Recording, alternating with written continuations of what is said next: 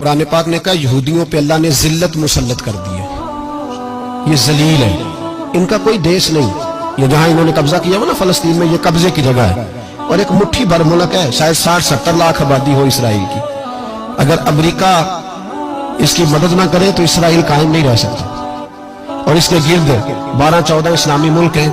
بیت المقدس مسجد اقصی معمولی جگہ نہیں، حضور نے فرمایا 3 سفر کرو تو سمجھنا ہم عبادت کر رہے ہیں۔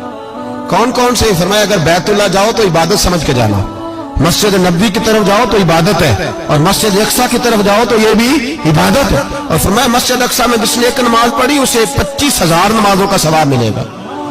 یہ وہ مسجد ہے جس کے ساتھ معراج شریف جڑا ہوا ہے۔ قرآن پاک نے کہا کہ اس مسجد میں سبحان اللہ اسریٰ بعبدہ لیلا من المسجد الحرام الی المسجد الاقصی۔ مسلمانوں، قرآن کہتا ہے کہ تمہارے معراج کی شان رسول پاک کی مسجد اقصی سے جڑی ہے۔ جس محبوب کو رب معراج کرائے تو مسجد اقصی میں لا کے کرائے۔ وہ جگہ معمولی جگہ ہے، وہ معمولی جگہ ہے مسجد اقصی۔ نبی پاک نے وہاں نبیوں کی امامت کرائی، 17 مہینے اس مسجد کی طرف منہ کر کے تیرے اور میرے رسول نے نمازیں پڑھی۔ چھوٹی جگہ ہے، اور پوری دنیا کا مسلمان اسے چاہیے شرم سے گڑ جائے۔ ایک امریکہ کا صدر بول کے کہتا ہے کہ اسرائیل کو اجازت ہے اسے دارالحکومت بنائے، اور مسلمان حکمران بیان دے رہے ہیں ظالموں، لٹیروں، تم اپنی سیاستیں چمکانے کے لیے پہلے ایک دوسرے کو گالیاں دیتے ہو، پھر اکٹھے بیٹھ جاتے ہو نمبرنگ کرنے کے لیے۔ تم دین کے اس مسئلے میں سارے اکٹھے کیوں نہیں بیٹھے؟ سارے پاکستان کے سیاستدانوں کو، علماء اور مشائخ کو چاہیے تھا ایک پیٹ پہ اکٹھے ہوتے، اکٹھے بیٹھ کے ایک بیان ہی دے دیتے، ایک بات ہی کر دیتے۔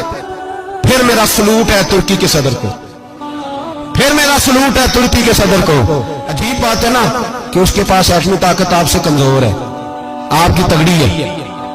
اس کے پاس جو فوجی طاقتیں ہیں وہ اپنی جگہ پر آپ کی فوجی طاقتوں کا لوہا مانتی ہے دنیا، لیکن پھر مجھے کہنے دو نا، میدان میں بندہ ایٹمی طاقت سے نہیں لڑتا، ایمان کی قوت سے لڑتا ہے۔ وہ بول اٹھا ہے نا، کیا کر لیا اس نے اپنی پارلیمنٹ سے خطاب کیا ہے۔ اس نے بہت عرصہ پہلے کہا تھا مسجد اقصی میری خواب میں آئی تھی، اور رو کے کہتی تھی آئے مجھے کوئی صلاح الدین ایوبی کا ماننے والا، کوئی آئے مجھے بچائے۔ کہتے میری خواب میں آئی تھی اور روتی تھی، کہتی تھی کوئی آئے۔